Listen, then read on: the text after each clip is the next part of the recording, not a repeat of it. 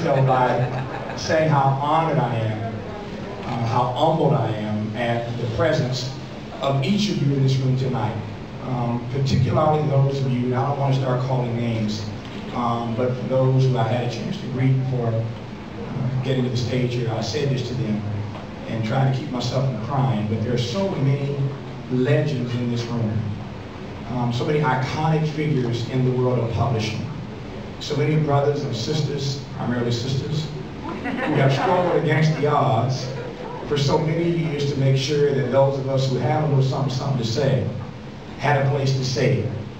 And I know that I stand here tonight on the shoulders of so many people in this room who, again, have at various houses all over this city, agents and editors and best-selling authors who have proven that we can do this. So this room is just in this room tonight. What a wonderful gathering it is of talent. I was just taken aback by all the talent in this room. And what I love is I wish that all the major networks were here so they could see the intellectual talent that we have. And I think people know that, but don't respect that, and don't honor that in the way that they should. But when I look out at an august body of people like this and see black and brown faces that speak to the best of what our community has been able to produce over the years, again, I'm honored and humbled, and I don't want to overstate that. I'm not sure that I could if I stayed up here all night, which I won't. But it means a great deal to me just to look in your faces and to see so many of you who've made this moment possible for us. That's number one. Number two, they say if you can make it here, you can make it anywhere. I guess I've made it.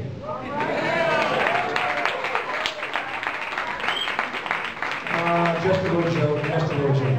On the coast, our offices, our headquarters are out in Los Angeles. And this for me represents the first time that I have done anything official outside of Los Angeles. I used to say to open up an office. I mean, can't believe it. I got an office in New York City. Yeah. I went there the other day and I just, you know, I signed off on the lease and all that kind of stuff and agreed to the terms and all that stuff. It was another thing to actually fly from LA and get in the car and walk into a building and see my name on the wall. Of course, that means more rent every month.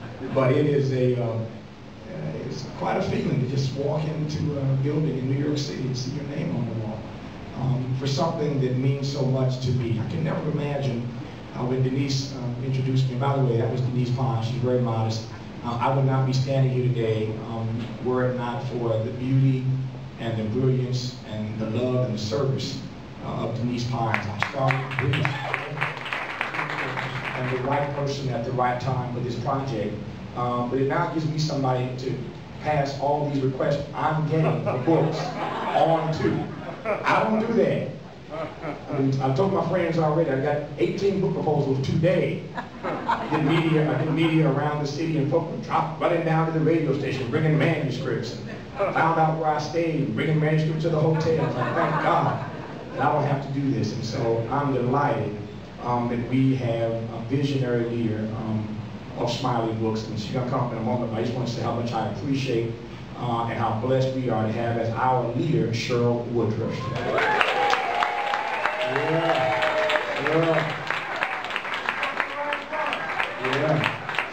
Yeah. We got the right stuff. We got the right stuff.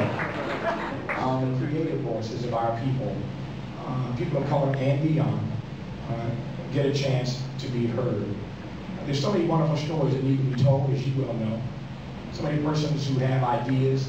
My grandfather died a few years ago, but he used to always say to me that, Tavis, the best ideas in Black America can be found in the graveyard. And for years I didn't get that. Best ideas in Black America can be found in the graveyard. I didn't get it.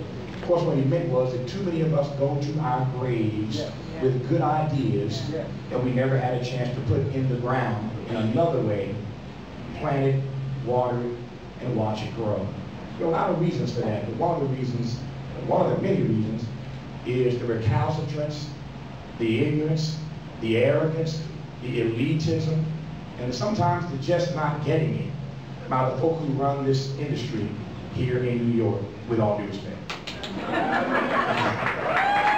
And so it's our goal to take a few persons who are perennial New York Times bestsellers, Yana Van Zandt, Dr. Cornel West, the last few books at least, Tavis Smiley and some other people who we're pulling in to help us get the kind of resources that we can then take to publish other folk whose names you don't know, but whose names you need to know, whose stories you need to hear, whose creativity you need to be exposed to.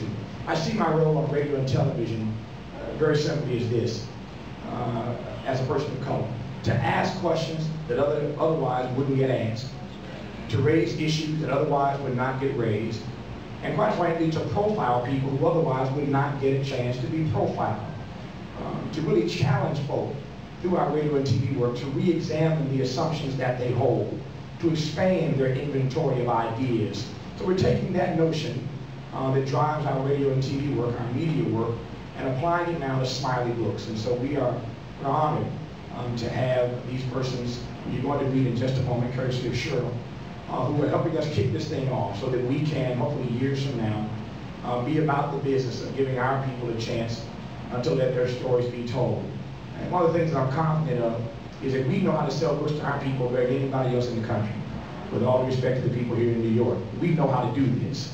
We know our audience, we know how to promote and market to our audience, we know what our audience is looking for, and we think that in this multicultural, multiracial, multi-ethnic America, that we can make that work. And so again, I'm delighted so many of you are here, humbled again by the presence of so many of you whose names I know, whose work I have read, who I have interviewed over the years, others who I've wanted to meet. What an honor to have it is, what an honor it is rather. So I get tongue twisted when she shows up.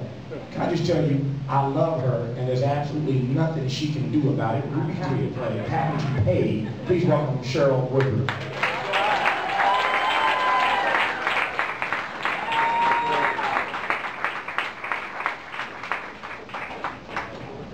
Good evening, and welcome to the wonderful kickoff for what I know is going to be one of the most exciting publishing ventures in this new era, SmileyBooks. Thank you for joining us, and thank you for being with us at the beginning of what we think is going to help define the new publishing landscape. SmileyBooks is a partnership with Hay House. Many of you know Hay House through the work of Louise Hay, and Hay House is one of the largest inspirational self-help publishers in the world. And Hay House also has an incredible reputation for being at the cutting edge of new media. One of the things that I found most exciting about the opportunity to join SmileyBooks is that opportunity to use extraordinary, wonderful book-based content, but to really transmit it over the new mediums that are available, because the way that we read books is not going to be the way that our children and our grandchildren use book content. And I'm really, really thrilled that Tavis has had the vision to partner with Hay House in this really, really wonderful work together. When we decided to launch our SmileyBooks here in New York and open up our New York office, and we thought about what authors we wanted to bring to you through these new distribution mediums, we gave a lot of thought to it because it requires really the love and service of countless people. But there are a few people that I would like to acknowledge before I go on. I would like to thank first Carol Fass of Fast PR, and also Vanessa Lloyd-Scambati of the Literary.